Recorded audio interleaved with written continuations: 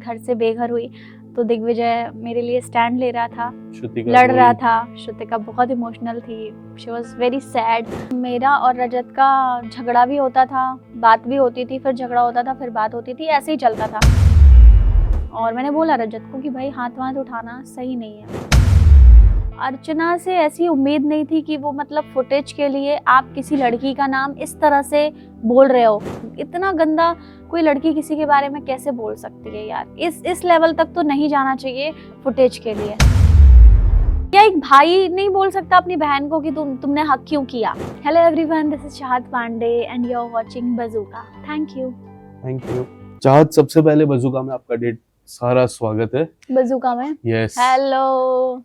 आपसे पहला सवाल मेरा ये होगा कि अगर आपकी हेल्थ ठीक नहीं होती और अगर आप वो टास्क परफॉर्म करते तो क्या लगता है उस 5 में आपका नाम नहीं आता? हाँ, अगर मेरी टीम सेफ होती तो। आपकी टीम भी सेफ होती तो? हाँ, तो नहीं आता, अदरवाइज आ जाता।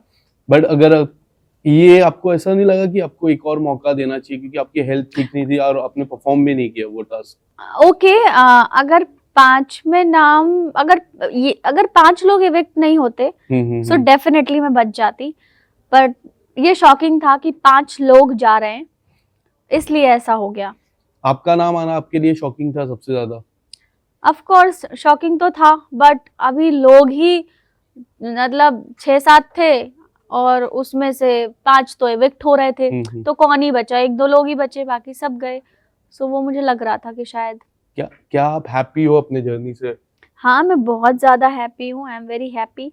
कुछ अलग, कुछ नया सीखने को मिला, नए लोगों से मुलाकात हुई और मेरे जो पुराने दोस्त थे रजत, श्रुतिका एंड दिग्विजय वो सुबह से चल रहे चलेगा। हाँ, बोलिए। श्रुतिका एंड दिग्विजय जो मेरे पुराने दोस्त थे, उनके साथ इतना अच्छा टाइम स्पेंड करके बहुत मज़ा आया।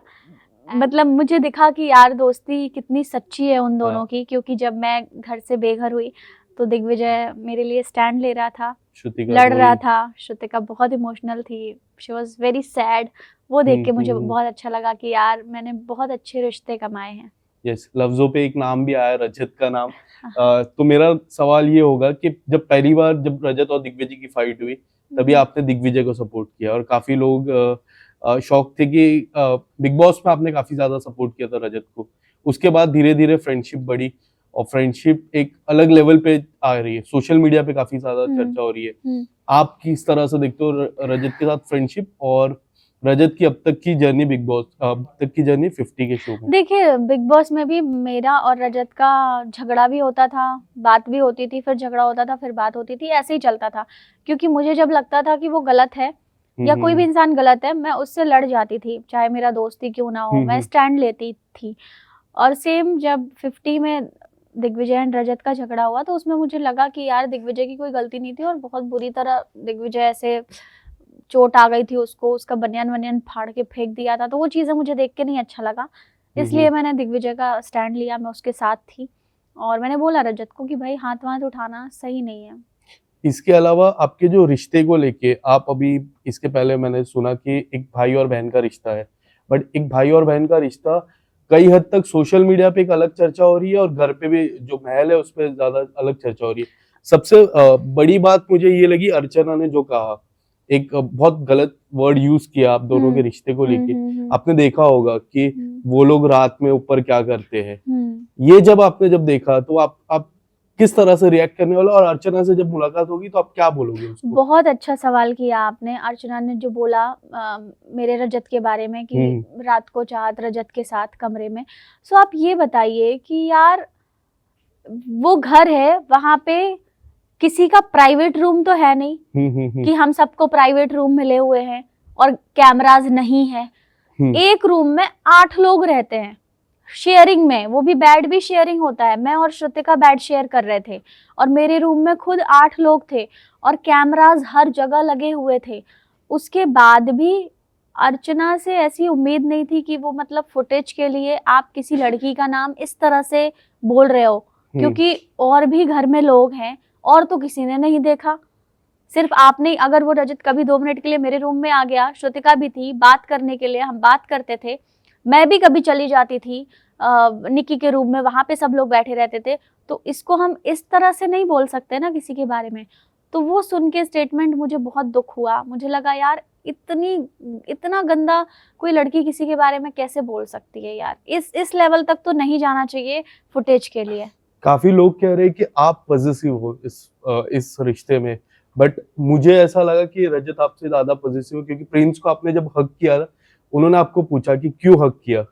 देखिए वो बस मस्ती मजाक नहीं, एक सीरियस टॉपिक पे उन्होंने पूछा था कि आपने उनको क्यों हक किया, तब आपने कहा था कि प्रिंस भाई है नहीं मेरे। नहीं, पर वो मजाक में ही बोल रहा था, ऐसा नहीं है। प्रिंस भाई और हम साथ बैठते हैं, बातें करते हैं, हंसी मजाक भी करते हैं। सो वो बस मजाक वाली बात थी, अरे वो छोड़े, बता हक क्यों किया।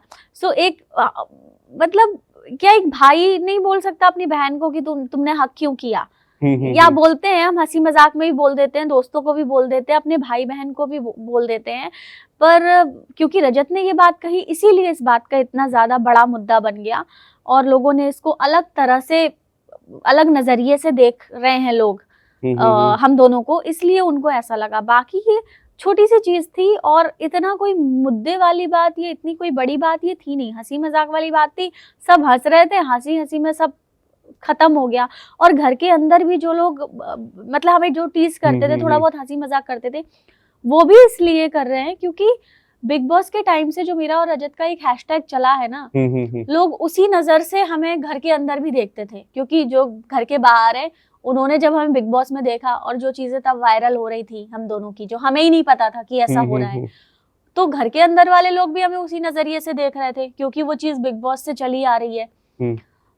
तो उसका कुछ नहीं कर सकते, बस यही है कि मैं मना कर सकती हूँ। रजत ने भी बिग बॉस से आने के बाद क्लैरिफाई किया था वीडियो डाल के, वो वीडियो अभी भी यूट्यूब पे है, आप सर्च करेंगे आपको रजत मिलेगा। ने ये भी कहा था जब सपना को बोला था कि दीदी आप हमारे नस्ल में नहीं होता ऐसा, आपने सुना होगा जब आप बाहर नस्ल जैसा वर्ड यूज किया था, और हमारे नस्ल में ये नहीं होता है कि एक ही हरियाणवी और north side is the north side, ऐसा उनका कहने का मतलब था।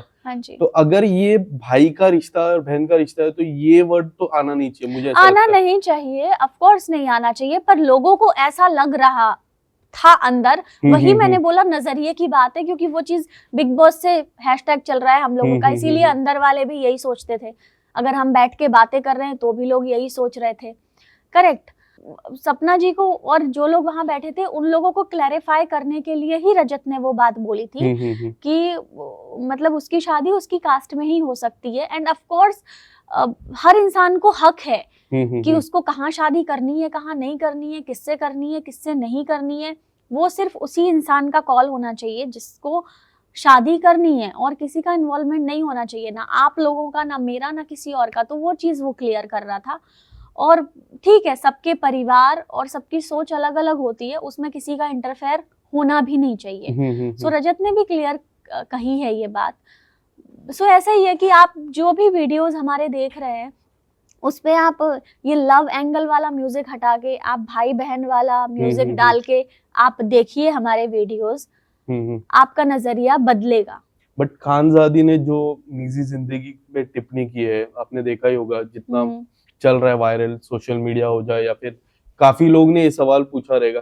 बट आपसे मैं ये सवाल पूछूंगा कि अगर खानजादी से आपकी मुलाकात होगी तो पहली 3 चीजें या फिर पहली 2 चीजें आप क्या क्लैरिफाई करना चाहेंगे कि ये गलत है, जो निजी जिंदगी में टिप्पणी भी की है, ये गलत है, सच है, मुझे तो नहीं पता, आप क्या कहना चाहोगे? देखिए वो तो लोग और दुनिया देख ही रही है कि वो क्या कर रही है, एपिसोड भी लोगों ने देखा है कि एपिसोड में क्या हुआ है। और मैं बस यही कहना चाहूंगी यार, ऐसा कुछ मैंने किया होता तो मेकर्स क्यों छुपाते, वो दिखाई देते ना, वो विजुअल ब्लर कर देते, वो बहुत लंबा चौड़ा बीप डाल के बता देते। घर के अंदर जो लोग थे वो मुझे रोकते, टोकते, डांटते कि तुमने ये वर्ड गलत बोला उसी वक्त, तब किसी ने कुछ नहीं बोला। 50 लोगों में से किसी ने भी खानजादी का सपोर्ट नहीं किया, किसी ने नहीं बोला कि चाहत गलत है, खानजादी सही है, कोई तो स्टैंड लेता, किसी ने ऐसा नहीं किया क्योंकि ऐसा कुछ था ही नहीं। और मैं तो, तेजस्वी ने भी बाहर आके बोला है कि इसने खानजादी नहीं स्टार्ट किया था, मैंने नहीं स्टार्ट किया। मैं तो बड़े प्यार से बोल रही थी, खानजादी बाबू मत करो ना यार, रहने दो, क्यों झगड़ रही हो।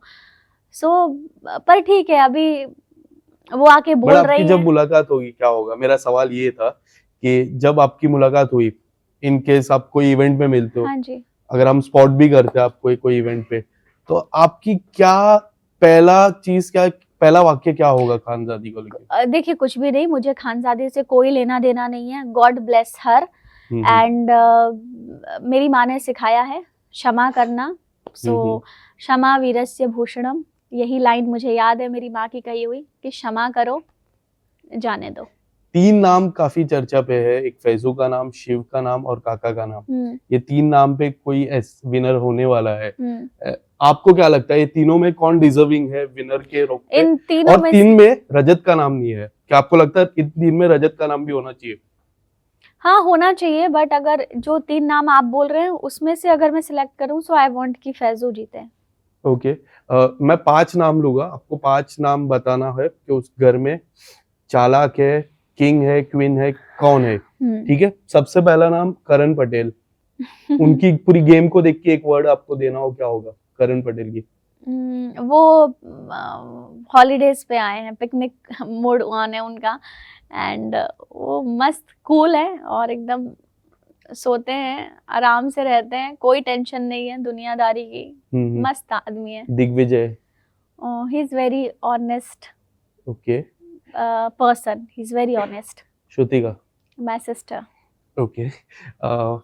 फैजू चौथा नाम? स्वीट, अच्छा लड़का है, decent. Last name Rajat? Is mastermind. Mastermind. Thank you so much.